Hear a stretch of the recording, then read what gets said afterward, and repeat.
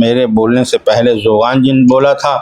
اچھا، زوغان جن کی بات سن کر جولی بولی، تو پھر میں بھی تمہارے ساتھ چلوں گی۔ میں بھی، مارتھا نے بھی ہاتھ اٹھایا، اور میں بھی، جوزف نے بھی ہاتھ اٹھا دیا۔ اگر تم سب جا رہے ہو تو میں کیسے پیچھے رہ سکتی ہوں، میں بھی تمہارے ساتھ چلوں گی، وہ لڑکی بولی تھی جو زوغان جن میں دلچسپی لے رہی تھی اور جس کا نام ٹینا تھا۔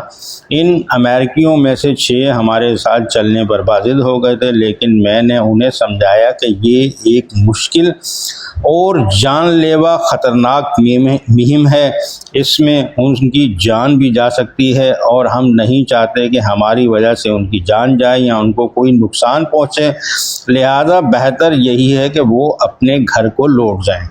لیکن ان کی سمجھ میں میری باتیں نہیں آئی تھی، وہ اب بھی بازد تھے کہ ہمارے ساتھ جائیں گے، چاہے اس میں ان کی جان بھی چلی جائے۔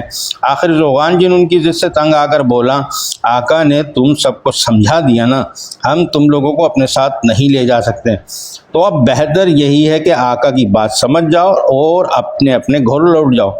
امریکن زوغان جن کے تیور دیکھ کر گھبرا گئے۔ مارتھا بولی، ٹھیک ہے، ہم واپس جا رہے ہیں اپنے گھر، لیکن میں تم سے ملنے انڈیا آؤں گی۔ تم انڈیا میں کون سے شہر میں رہتے ہو؟ مارتھا مجھے انڈین سمجھی تھی، میں انڈین نہیں ہوں، پاکستانی ہوں۔ میں نے وضاحت کی، اوہ تم پاکستانی ہو، ہم تمہیں انڈین سمجھ رہے تھے، کیا تمہارے ملک میں سب لڑکے تمہاری ہی طرح طاقتور، بہادر اور خوبصورت ہوتے ہیں؟ جولی نے پوچھا تو اس کی بات پر میں نے سر ہلا دیا۔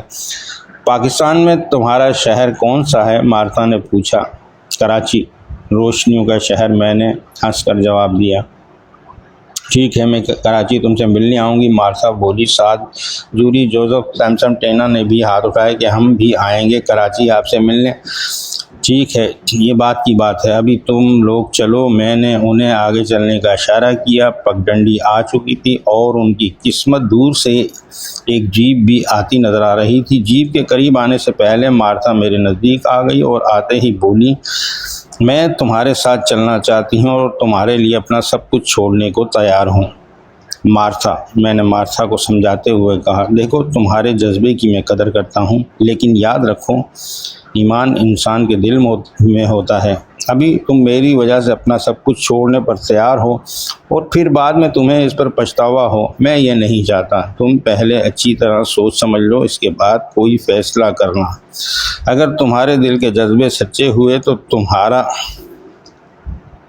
تمہارے راستے خود بخود کھلتے چلے جائیں گے اور تم مجھ تک پہنچ جاؤ گی۔ اس وقت تمہارے لیے بہتر یہی ہے کہ تم اپنے گھر لوٹ جاؤ۔